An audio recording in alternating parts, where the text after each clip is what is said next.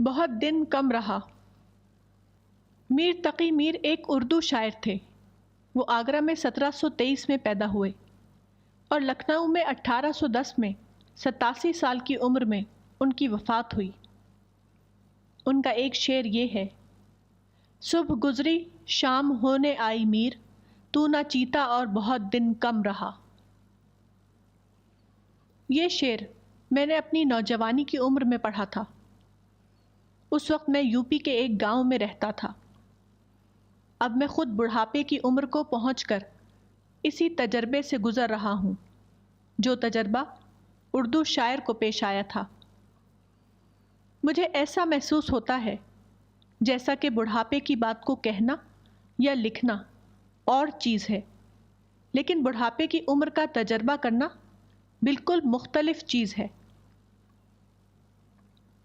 نوجوانی کی عمر میں جب میں نے یہ شعر پڑھا تھا تو یہ صرف ایک شعر معلوم ہوتا تھا، لیکن آج جب میں اس شعر کو پڑھتا ہوں تو وہ ایک حقیقت معلوم ہوتا ہے۔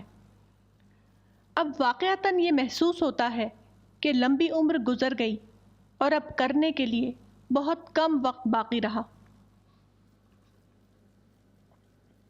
ایک بار بیرونی سفر کے دوران میری ملاقات سپریم کورٹ کے ریٹائرڈ جج جسٹس ہنس راج کھنہ سے ہوئی۔